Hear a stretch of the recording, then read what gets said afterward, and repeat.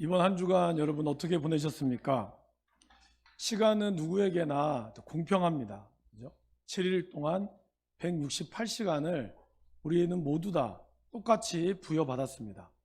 그런데 어떤 분들은 시간이 빨리 가기도 하고 어떤 분들은 시간이 참 더디게 가기도 합니다.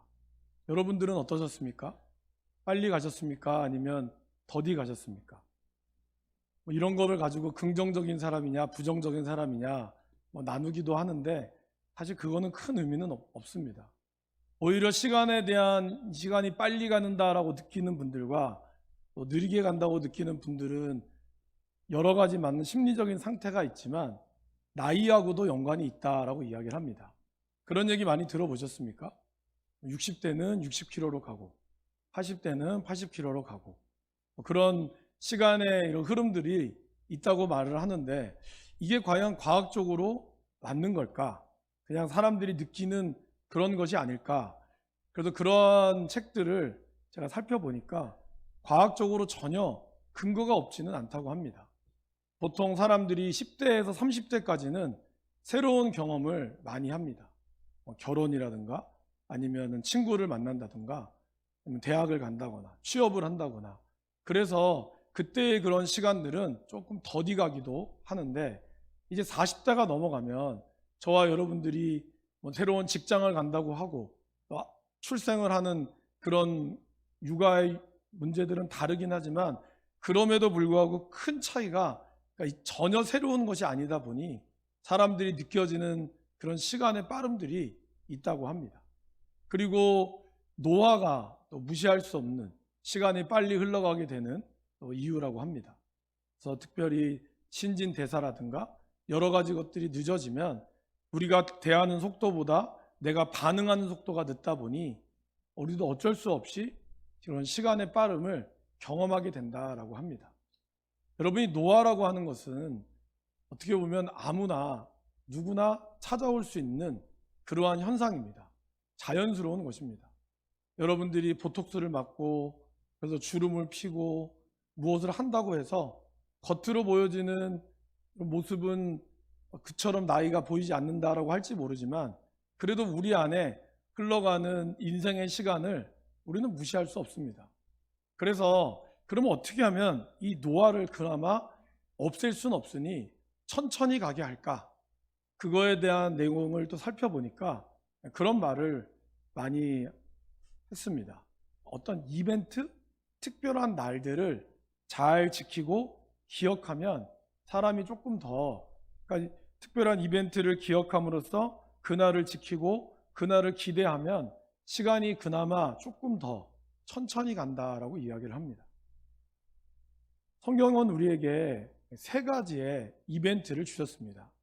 물론 특별히 구약 성경은 여러 가지 많은 절기들이 있지만 오늘 특별히 하나님께서 우리에게 주시는 이 세 가지의 절기는 어떻게 보면 우리 인생 하나님께서 창조하실 때부터 지금까지 하루에 24시간 매일매일의 똑같은 시간 여러분들이 아무리 능력이 있다고 해서 갑자기 오늘의 하루를 2배로 늘릴 수 없고 그리고 내가 뭐가 못한다고 해서 시간이 부족하다고 해서 시간을 더 늘리거나 줄일 수 있는 없습니다. 그러나 하나님은 이러한 지루해 보이는 이 시간들 속에서 저와 여러분들에게 어떤 절기들을 허락하시며 이 시간들을 지키고 기억하고 나누도록 허락하셨습니다. 그래서 우리가 그 시간들을 잘 지키면 이 우리에게 주어지는 이 삶을 의미 있게 보낼 수 있다라고 하나님은 우리에게 이 절기들을 제정하신 이유가 거기에 있습니다. 구약 성경에서는 특별히 세 가지 절기를 하나님이 지키라라고 말씀을 하셨습니다. 그것이 뭐냐 하면 첫 번째가 유월절 또는 무교절이고 두 번째가 맥추절, 칠칠절 그리고 오순절입니다. 그리고 세 번째가 초막절, 장막절, 수장절입니다. 다 한 번쯤은 들어보셨을 것입니다. 그러니까 이게 보면은 왜 이렇게 절기가 많아 할지 모르지만 오늘 이 말씀처럼 거의 다 비슷한 내용들이 조금씩 달라진 거예요. 그러면 오늘 우리가 드려지는 이 맥추절을 성경은 뭐라고 말씀하고 있습니까? 칠칠절 또는 오순절이라고 이야기를 했습니다.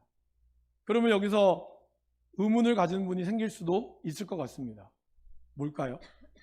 여러분, 우리는 얼마 전에 성령 강림주일이라고 하는 오순절을 지켰습니다. 오늘 원래 절기상으로는 맥주감사주일이 아니라 오순절 후 네 번째 주일입니다. 그런데 왜 우리는 맥주감사주일을 이렇게 또 지킬까요?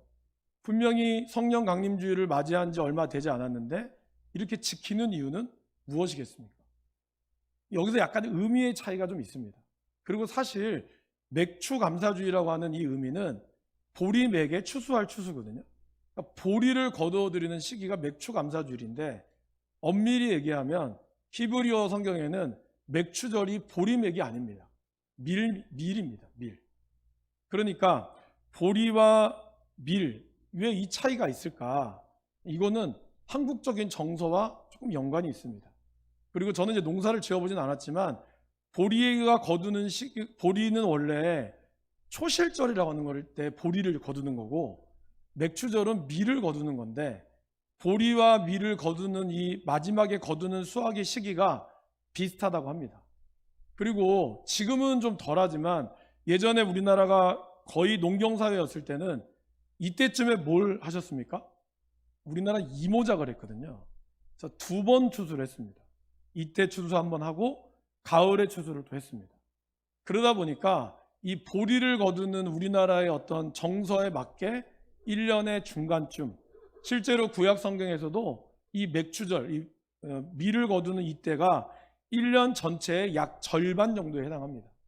그러니까 엄밀히 얘기하면 오순절과 맥추절은 같은 날이기도 하지만 절기상으로 볼 때는 또 이 날을 이렇게 구별해서 드리는 것도 꼭 틀렸다고만은 볼 수 없다라는 것입니다. 그럼 왜 성경은 6월절을 무교절이라고 하기도 하고 맥추절을 77절, 오순절이라고 하기도 하고 왜 수장절, 초막절, 장막절을 이렇게 구분해서 쓰도록 했겠습니까? 하나는 농사와 관계가 있기 때문입니다. 무교병을 먹으면서 보냈던 시간, 그리고 보리와 밀을 거두면서 보냈던 시간을 맥추절, 또 77절, 77이 49 더하기 하나, 그래서 오순절이라고 하기도 하죠. 그리고 마지막으로는 초막절, 수장절. 수장절은 뭐냐 하면 거둘 수의 가둘 장이거든요. 그러니까 추수한 것들을 딱 걷어가지고 모두 다 기쁨을 누리는 절기. 우리로 치면은 추수감사주일이 바로 수장절이 되겠습니다. 좀 복잡하죠. 이 모든 것을 다 기억할 필요는 없지만 중요한 것은 하나님께서 이러한 날들을 통해서 우리에게 말씀하시는 것이 무엇일까요? 하나님이 말씀하시는 이 절기들이 우리의 인생과 전혀 무관하지 않다라는 것입니다. 농경사회를 보냈을 때는 언제 추수를 하고 언제 모를 심고 언제 거두는지가 날짜가 굉장히 중요했습니다. 그래서 여러분, 지금 우리가 가지고 있는 달력에는 잘 없는 것이, 특별히 이제 교회의 달력에는 음력이 잘 없습니다. 그러나 농사를 짓거나 아니면 또 바닷가에서 일하시는 분들은 물때가 언제인지, 아니면 언제 뭐 거두는지, 하지는 언제인지, 이것을 굉장히 날들을 중요하게 생각했다라는 것입니다. 그것을 또한 하나님도 중요하게 여겼다는 것입니다. 그러면 6월절과 오순절, 또 이 초막절은 왜 용어가 또 다르겠습니까? 그것은 저와 여러분들의 구원과 관계가 있기 때문입니다. 6월절은 예수님이 우리를 위하여 6월절 어린 양의 피, 예수 그리스도의 구원과 관련이 있고, 구약에서는 노예였던 이스라엘 백성들이 다시 어떻게 되었습니까? 자유를 얻게 되는 그러한 의미가 담겨져 있습니다.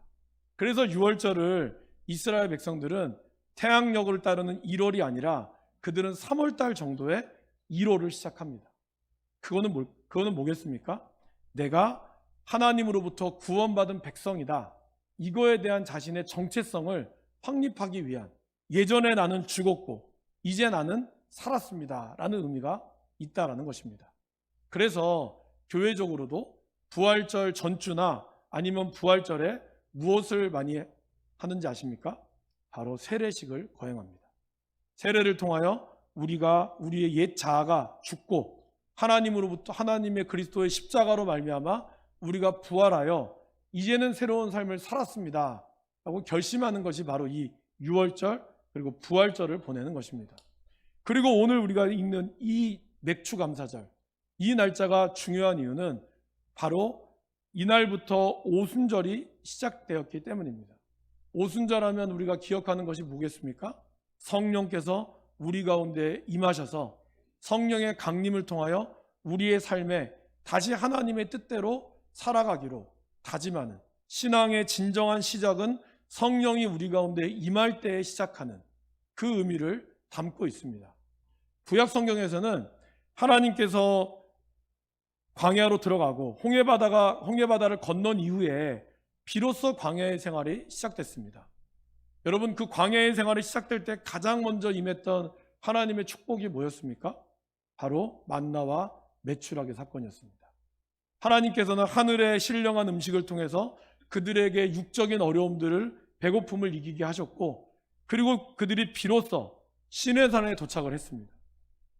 길게 보면 가나안 땅에서부터 시작해서 처음에 출애굽해서 시내산까지 가는 여정이 약 90일 정도 걸렸습니다. 그런데 본격적인 광야의 생활부터 시내산까지 가는 과정은 며칠이 걸렸겠습니까? 약 50일이 걸렸습니다.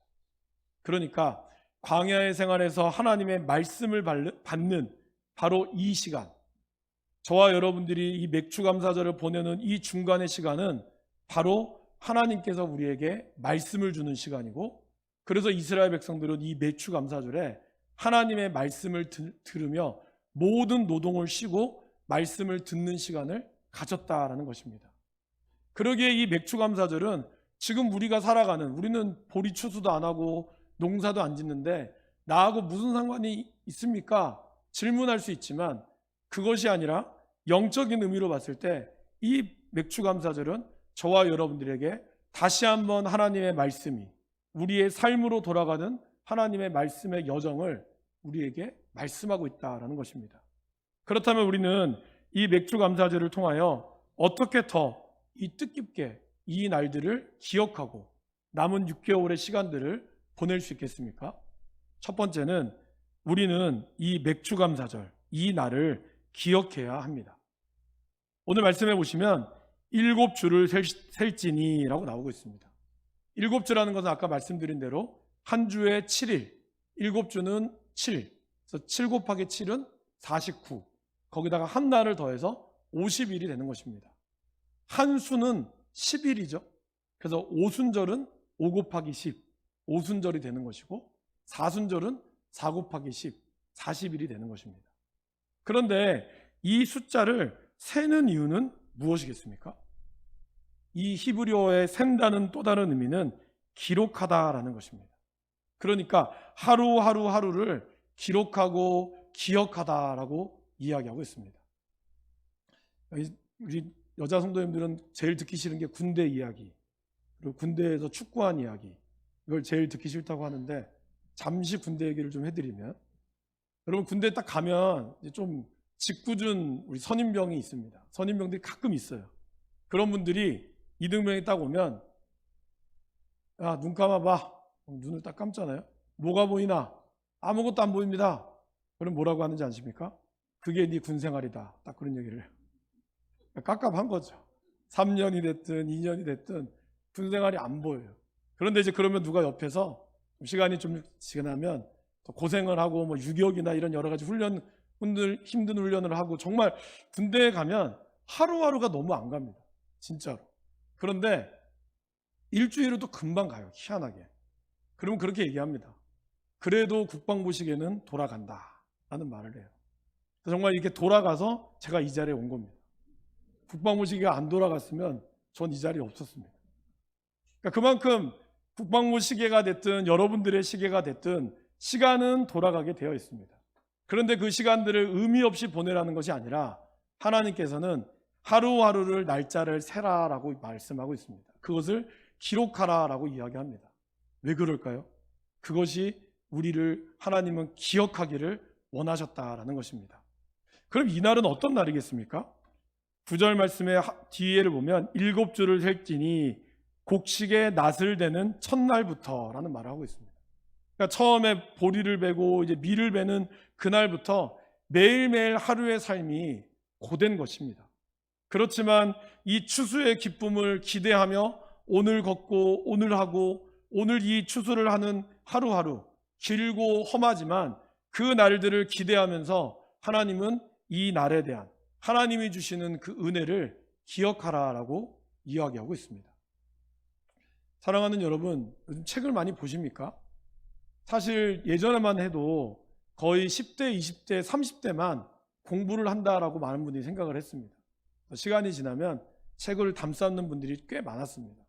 근데 요즘에는 TV에 어른들을 위한 인문학 강의라든가 그런 여러 가지 많은 내용들이 있고, 또 아마 저와 여러분들도 아시다시피 이제는 핸드폰을 하려고 해도 좀 기능도 알아야 되고 여러 가지 많은 공부를 해야 됩니다.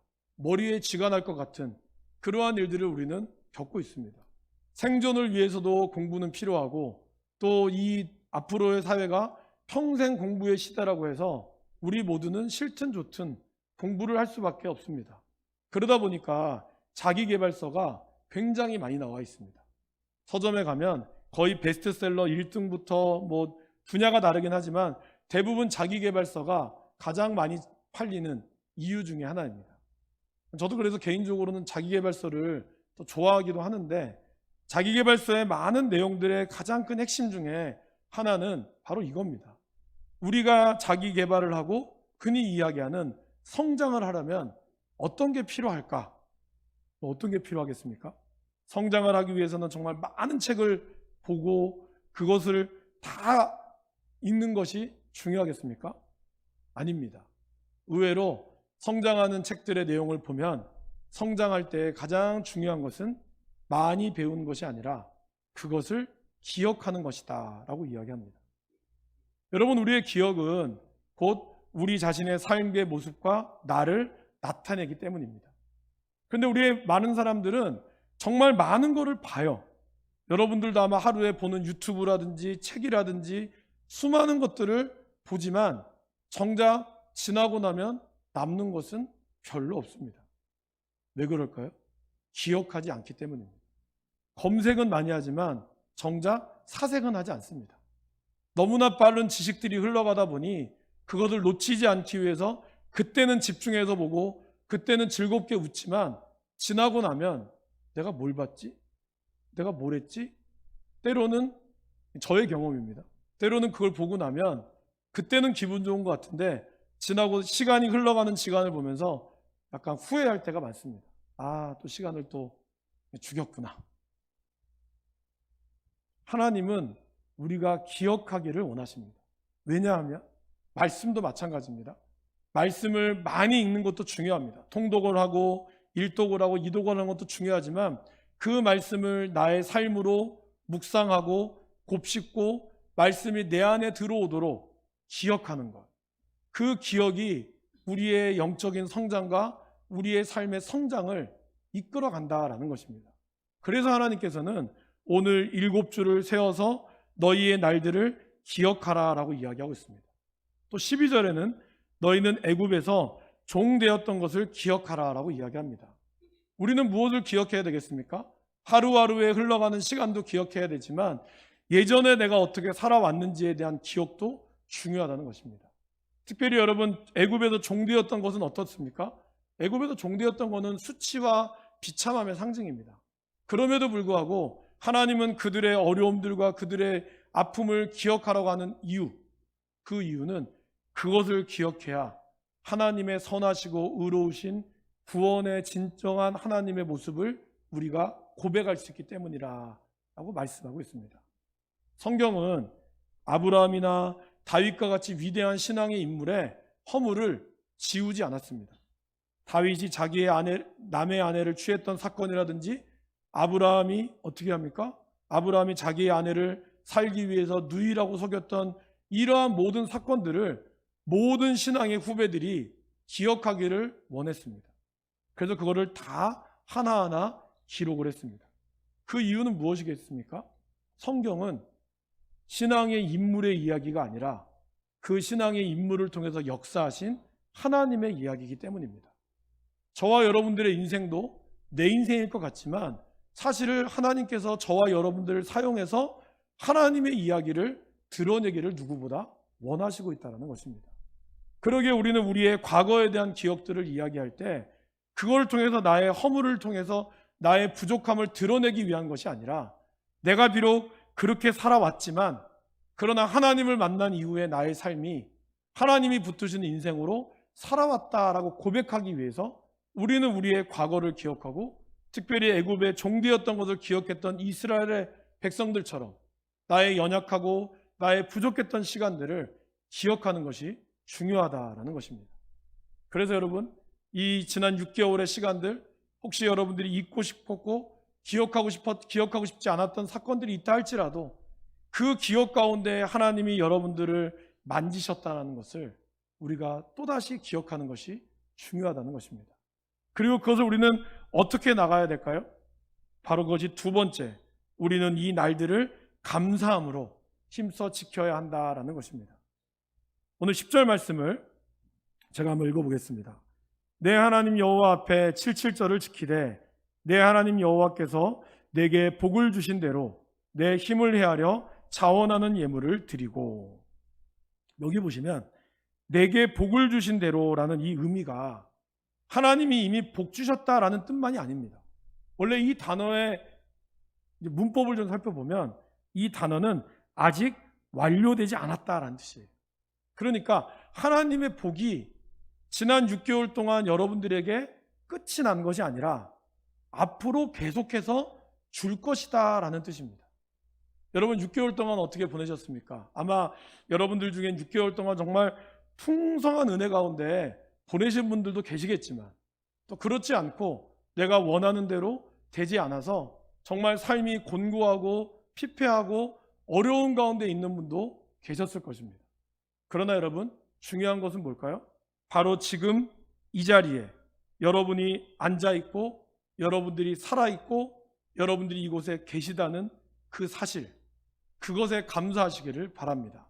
왜냐하면 그러한 지금 이 자리에 있다라고 하는 것은 하나님이 여러분들에게 앞으로 주실 복이 남아있다라는 뜻입니다. 오늘 그래서 이 말씀은 내게 복을 주신 대로가는 당장 눈앞에 보여주는 이 복을 가지고 감사하라라는 의미가 아닙니다. 앞으로 주실 복에 대한 감사, 그리고 여러분들을 지금까지 어떠한 모양으로든지 하나님이 지켜주시고 이끌었다는 것에 대한 감사를 여러분들이 고백하며 나아가다라는 뜻이 있다는 것입니다. 6개월에 아무런 많이 힘들고 어려운 일이 있었다 할지라도 우리는 절망하지 않기를 바랍니다.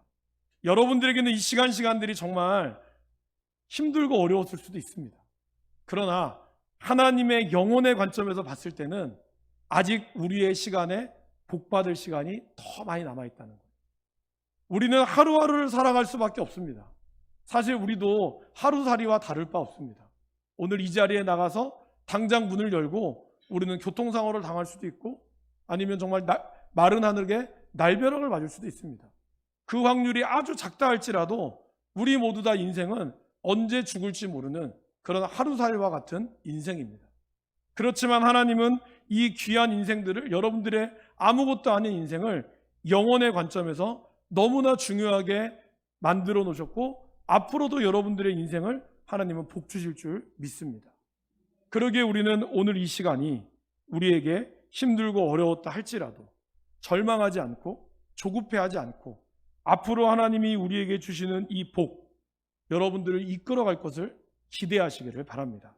출애굽기 34장 24절 말씀에 보면 내가 이방 나라들을 내 앞에서 쫓아내고 내 지경을 넓히리니 내가 매년 3번씩 여호와 내 하나님을 뵈려고 올 때에 아무도 내 땅을 탐내지 못하리라.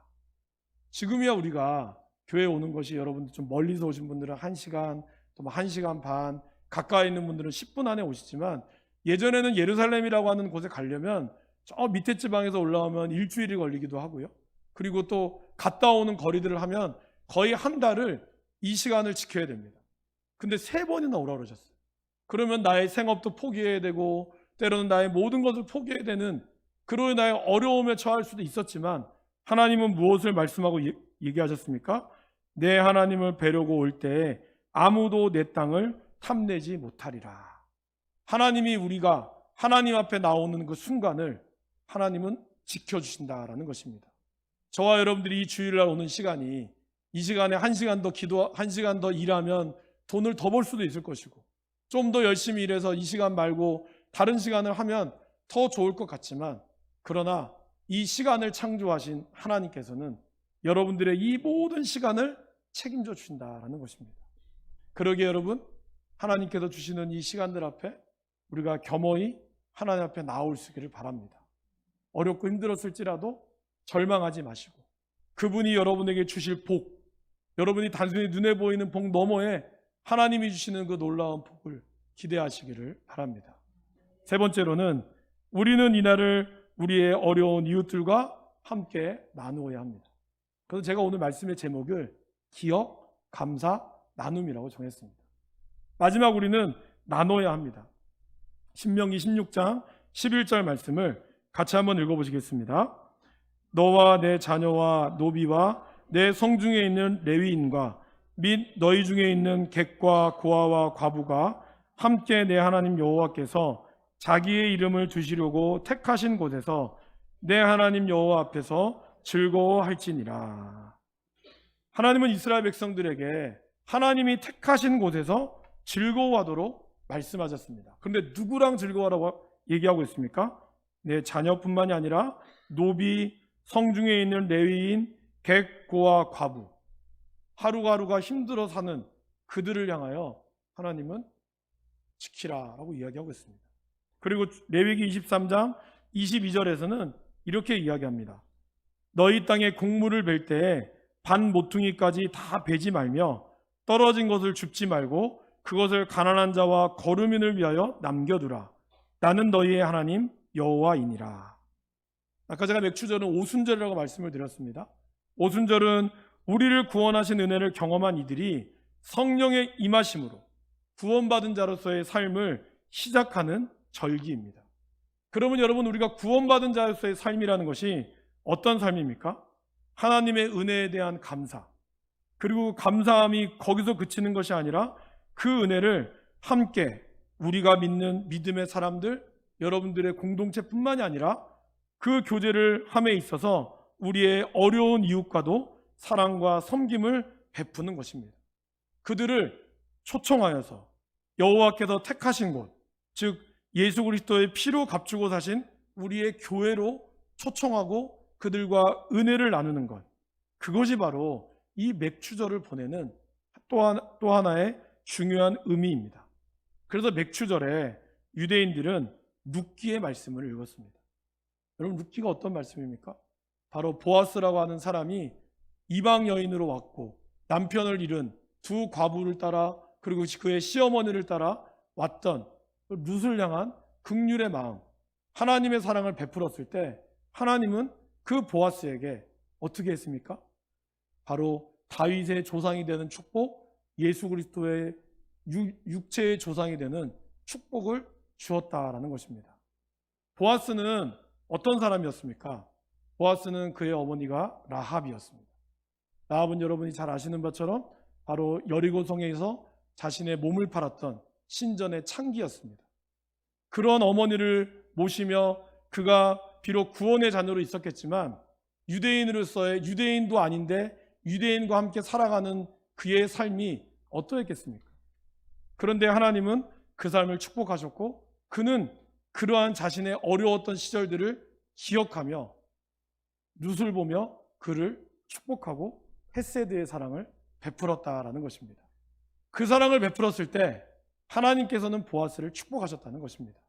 그래서 맥추절에 이스라엘 백성들은 룻기를 읽으며 우리도 보아스와 같이 하나님의 축복 가운데 거하기를 누구보다 원했다라는 것입니다.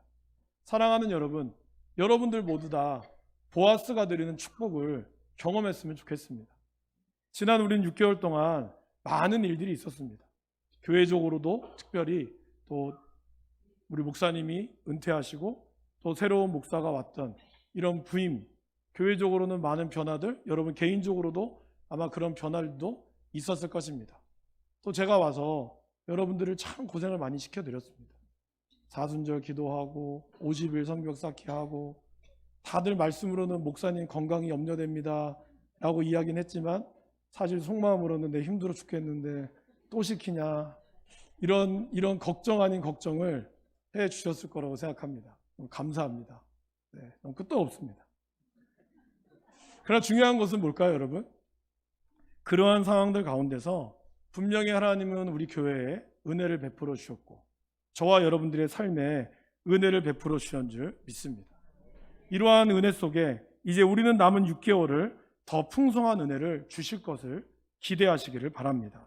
그 은혜를 우리가 기대하며 늘 말씀이 저와 여러분의 삶에 머무를 수 있도록 우리의 말씀을 기억하시고 말씀이 여러분들 삶 가운데 일어날 수 있기를 간절히 바랍니다. 그리고 우리의 삶에 주시는 은혜들을 항상 감사함으로 여러분들의 남은 6개월을 감사함으로 하나님께 은혜를 구하시기를 바랍니다.